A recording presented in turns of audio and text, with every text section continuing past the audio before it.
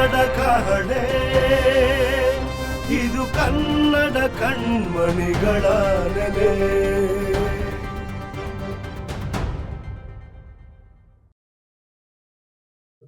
ಎಲ್ಲರಿಗೂ ನಮಸ್ಕಾರ. ಕನ್ನಡ ಅಂತಂದ್ರೆ ಕನ್ನಡವೆಂದರೆ ಬರಿನುಡಿಯಲ್ಲ ಎಣ್ಣೆದೆ ಆಳದ ಉಸಿರು ಅಂತೇಳಿ ಹೇಳ್ತಾ, ಕನ್ನಡ ಅಂತಂದ್ರೆ ನಮ್ಮೆಲ್ಲರಿಗೂ ಕೂಡ ಹೆಮ್ಮೆ.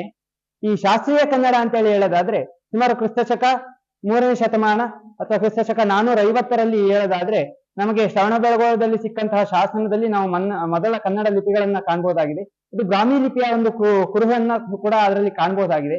ಇನ್ನು ಹಾಗೆ ಮುಂದೆ ಬರ್ತಾ ಹೋದ್ರೆ ಕದಂಬ ರಾಜರು ನಮ್ಮ ಕನ್ನಡವನ್ನ ಏನು ತಮ್ಮ ರಾಜ್ಯ ಭಾಷೆಯನ್ನಾಗಿ ಪ್ರಸ್ತುತ ಏನು ಮಾನ್ಯತೆಯನ್ನ ಕೊಡ್ತಾರೆ. ತದನಂತರ ಚಾಲುಕ್ಯ ಮತ್ತು ರಾಷ್ಟ್ರಕೂಟರ ಕಾಲದಲ್ಲಿ ಏನು ಜೈನ ಕವಿಗಳು ಮತ್ತು ವೈಷ್ಣವ ಕವಿಗಳು ಅಷ್ಟೇ ಅಲ್ಲ, ಅವರು ರಚಿಸಿರ್ತಕ್ಕಂಥ ಪಂಪನ ಆದಿಪುರಾಣ ಮತ್ತು ಸಾಹಸ ಭೀಮ ಇದೆ, ಹಾಗೂ ಇವರು ಜನ್ನನ ಯಶೋಧರ ಚರಿತೆ ಮತ್ತು ಜನ್ನನ ಯಶೋಧರ ಚರಿತೆ, ಹೀಗೆ ನಂತರ ವಚನ ಸಾಹಿತ್ಯಕ್ಕೆ ಬಂದಾಗ ಬಸವಣ್ಣ, ಅಕ್ಕ ಮಹಾದೇವಿ, ಅಲ್ಲಮ ಪ್ರಭುಗಳ ಒಂದು ವಚನ ಪ್ರೌಢಿಮೆ, ಅವರು ನಡೆಸ್ತಕ್ಕಂತ ಸಮಾಜದಲ್ಲಿ ಇರ್ತಕ್ಕಂಥ ಮೂಢನಂಬಿಕೆಗಳನ್ನ ಹೋಗಲಾಡಿಸಿದಂತಹ ರೀತಿ, ಸಮಾಜದ ಕೆಟ್ಟ ಕಟ್ಟುಪಾಡುಗಳನ್ನ ತೊಡೆದು ಹಾಕಿದಂತಹ ರೀತಿ. ಒಂದ್ ಕಡೆ ಬಸವಣ್ಣನವರು ಹೇಳ್ತಾರೆ, ಆವನ್ನು ತಿಂದವರ ನುಡಿಸಬಹುದು,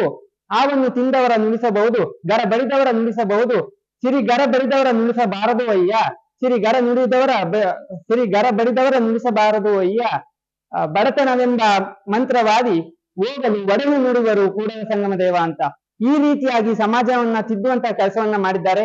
ಅಷ್ಟೇ ಅಲ್ಲದೆ ಹರಿದಾಸರು ಕೂಡ ನಮ್ಮ ನಾಡಿನಲ್ಲಿ ಭಕ್ತಿಯ ಒಂದು ಸುರಿಯನ್ನೇ ಹರಿಸಿದ್ದಾರೆ. ಇಂತಹ ಭಕ್ತಿ ಸುರಿಯನ್ನ ಹರಿಸಿ ಅಷ್ಟೇ ಅಲ್ಲದೆ ನಮ್ಮ 2004ರಲ್ಲಿ ನಮ್ಮ ಕನ್ನಡಕ್ಕೆ ಶಾಸ್ತ್ರೀಯ ಸ್ಥಾನಮಾನ ದೊರಕಿದ್ದಂಥದ್ದು ನಮ್ಮ ಕನ್ನಡದ ಒಂದು ಹೆಮ್ಮೆ ಮತ್ತು ಗೌರವವನ್ನ ಇನ್ನೂ ಹೆಚ್ಚಿದೆ ಅಂತೇಳಿ ಹೇಳ್ತಾ ನನ್ನ ಮಾತುಗಳನ್ನು ಮುಗಿಸ್ತೀನಿ. ಧನ್ಯವಾದಗಳು. ನೋಡು, ಇದೇ ನನ್ ಫೇವರಿಟ್ ಸೋಪ್.